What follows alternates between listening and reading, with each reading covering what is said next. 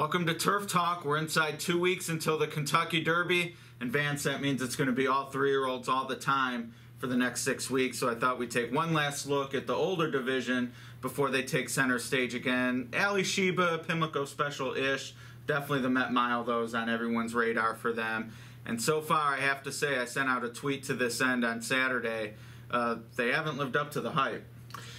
No, Shared Belief's injury in the Charlestown Classic definitely disappointing. That could make him miss the rest of the year, right, potentially. But I'm not as negative about things going forward as you are at the moment. We still haven't seen Palace Malice come back.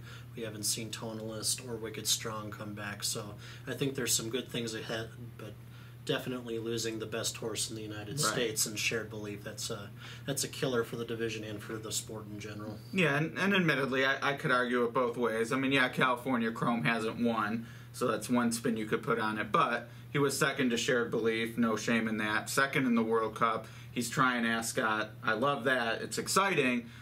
But at the same time, I mean, there's no shortage of excitement and optimism about this group when they were all coming back. And so far, it hasn't lived up to that. But as you said, there's still plenty of year left and plenty of horses left to start. Absolutely. And we also have Honor Code, who's going to show up in the Ali Sheba and then potentially the Met Mile after that. And also Lee took a trip to Dubai with California Chrome. He's always been an exciting horse, hasn't been the soundest.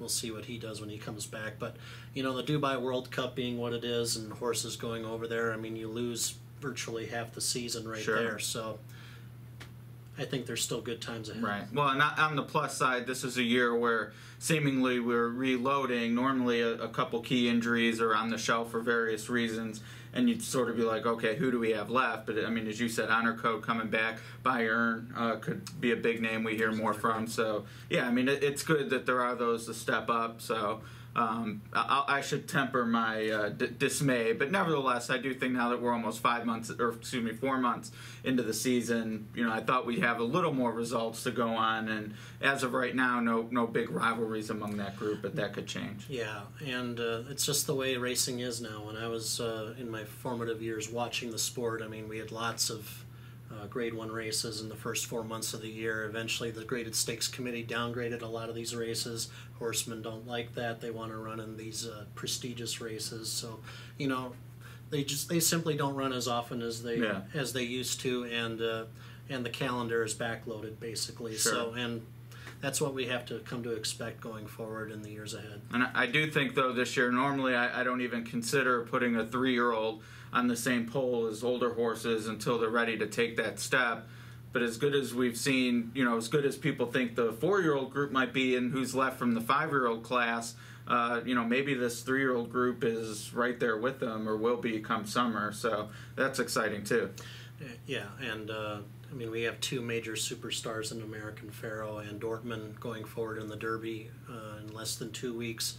They both look like they can run fast enough to keep up with the best older horses, especially in California as they prepare for the Breeders' Cup. So we'll see how good this 3-year-old crop is after the first Saturday in May. And but it certainly looks like they can fill a gap where the older horses have left due to untimely injuries and such. Well, speaking of Derby, as we're expanding our roles here to include tchotchkes of various racing sort, I picked this thing up in a West Virginia flea market called Derby Race. Looks like it used to be a VHS tape in a former life.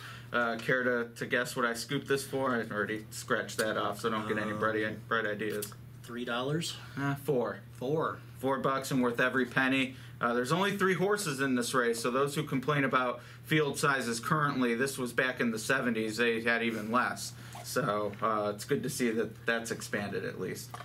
That was a pretty good guess on my part. I should go on The Price is Right. Yeah, you didn't go over. That's the important thing.